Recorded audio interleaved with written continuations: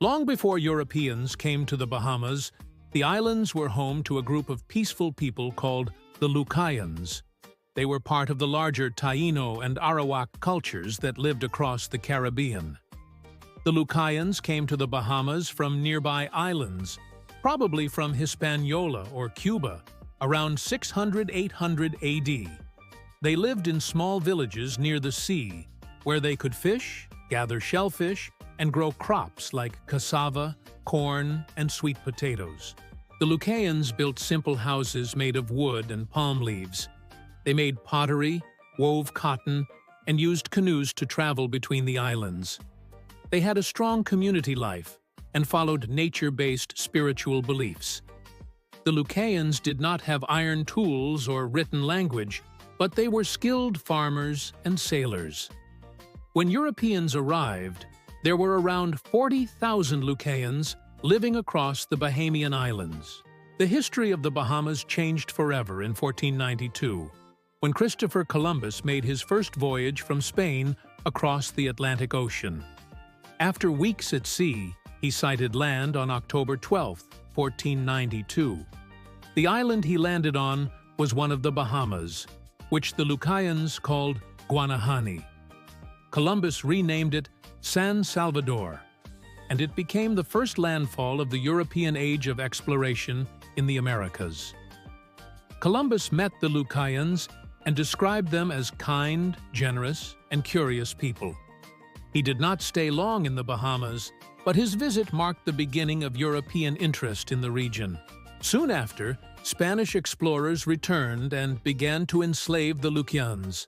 They forced them to work in gold mines and on plantations in Hispaniola and other parts of the Caribbean. Within only a few decades, by around 1520, all the Lucayans had disappeared, either killed by disease, mistreatment, or taken away as slaves. After that, the Bahamas were left uninhabited for over 100 years. The Spanish did not settle there because there were no gold or valuable resources, but they still claimed the islands. By the 1600s, the Bahamas became a place of interest again, this time for English settlers and pirates. The island's location close to shipping routes between Europe and the Americas made them a perfect base for pirates and privateers who attacked Spanish treasure ships. The first English settlers arrived in 1648. They were a group of English Puritans and religious refugees from Bermuda, called the Eleutheran Adventurers. They tried to build a new community on Eleuthera Island, hoping to live freely and practice their faith. However, life was very hard. They had little food and supplies, and many died. Still, their arrival marked the beginning of British colonization in the Bahamas. During the late 1600s and early 1700s, the Bahamas became famous as a pirate stronghold. The town of Nassau on New Providence Island was the center of pirate activity. Pirates such as Blackbeard, Edward Teach, Calico Jack, John Rackham, and Charles Vane used the islands as their base. They attacked Spanish ships and stole their treasure. Nassau became known as the Pirate Republic because pirates ruled it for years without control from any government. The British government finally decided to act. In 1718, they sent Woodes Rogers, a former privateer, to the Bahamas as the first royal governor. He arrived with British troops and declared, "Expel the pirates, restore order." Many pirates accepted his offer of pardon. Others resisted and were captured or killed. Rogers rebuilt Nassau and restored British law, officially making the Bahamas a British colony. After the pirates were gone, the Bahamas became a peaceful British colony, though life remained difficult. The economy was based on fishing, salt collection, and small-scale farming, since the islands had poor soil and little fresh water. In the 1700s, the British brought enslaved Africans to the Bahamas to work on plantations.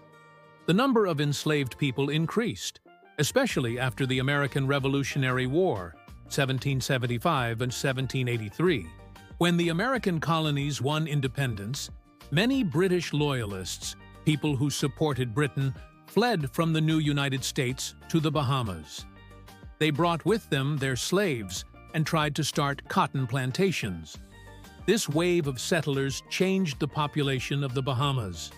The majority of people became of African descent, and many island communities developed around farming and fishing. However, the cotton plantations failed because the soil was poor and thin. Many loyalists returned to the U.S. or moved elsewhere, leaving behind freed and enslaved Africans. In 1807, Britain made the slave trade illegal, meaning that ships could no longer bring new enslaved people from Africa. However, slavery itself continued until 1834, when the British Empire abolished slavery in all its colonies. When slavery ended, around 10,000 enslaved people in the Bahamas were freed. The newly freed Bahamians started new lives, building villages, farming, and fishing to support their families. Some settled on islands that were previously uninhabited. The British Navy also used the Bahamas as a base to intercept ships that were still illegally trading enslaved Africans after 1807. Captured Africans who were rescued were brought to Nassau, where they started new communities known as liberated Africans or Congo Town settlements.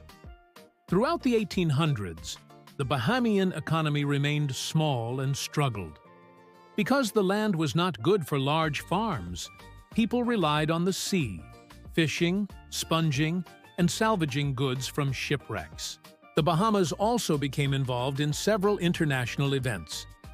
During the American Civil War, 1861-1865, the islands became a base for blockade runners, ships that traded goods with the Southern Confederate States despite the Union's blockade. Nassau grew rich for a short time as traders and merchants used it to smuggle cotton, weapons, and goods.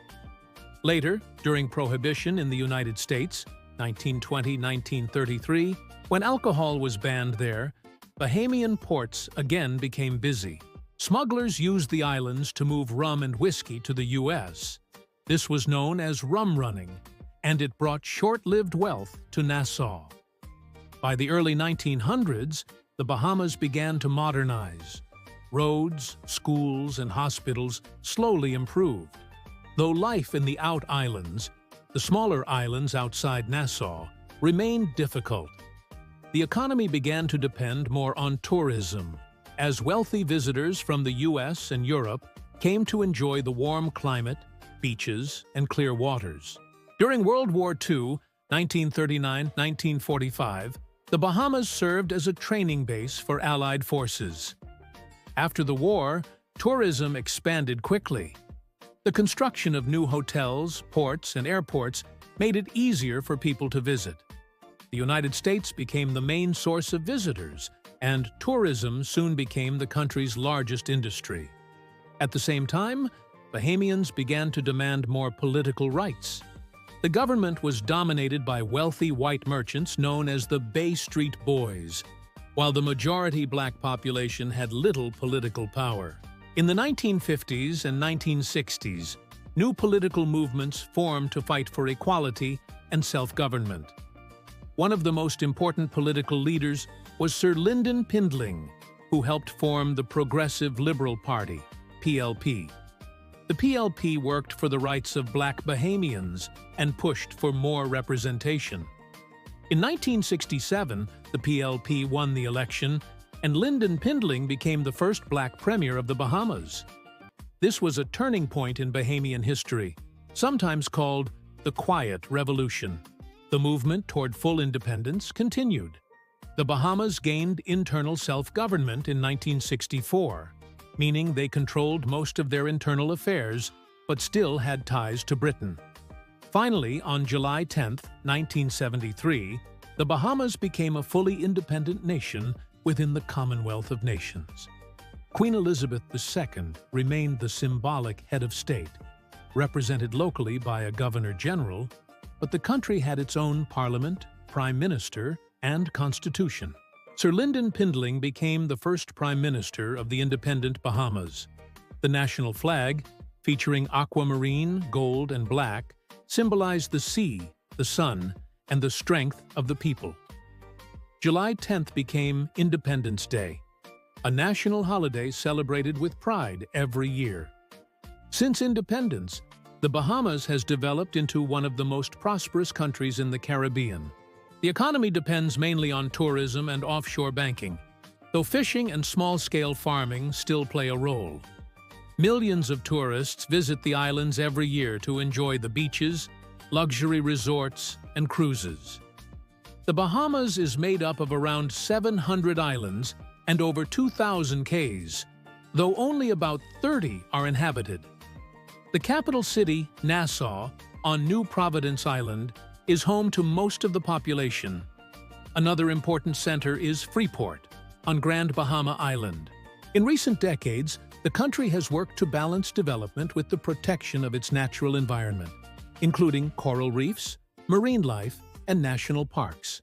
However, the islands are also vulnerable to hurricanes and climate change, which threaten homes and infrastructure.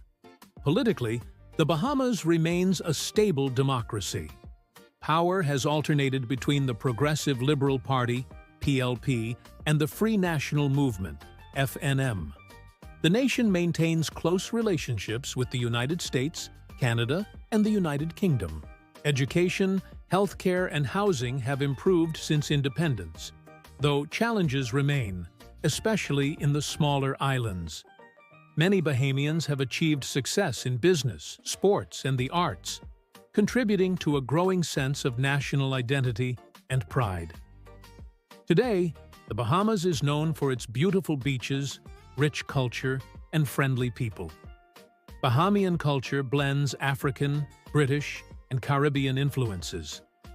The national music, Junkanoo, is celebrated every Christmas and New Year with parades, colorful costumes, and drums. The Bahamian people are proud of their heritage and independence. They continue to build a modern nation while keeping close ties to their traditions and communities. Despite challenges such as economic inequality, hurricane damage, and the high cost of living, the Bahamas remains one of the most developed and stable nations in the region. Its history, from the Lucayans and pirates to slavery, colonialism, and independence, has shaped a strong and resilient people who value freedom, faith, and community. The story of the Bahamas is one of transformation and survival. From its first peaceful Lucayan settlers to its role in the global age of exploration, from piracy and slavery to independence and democracy, the Bahamas has overcome many struggles.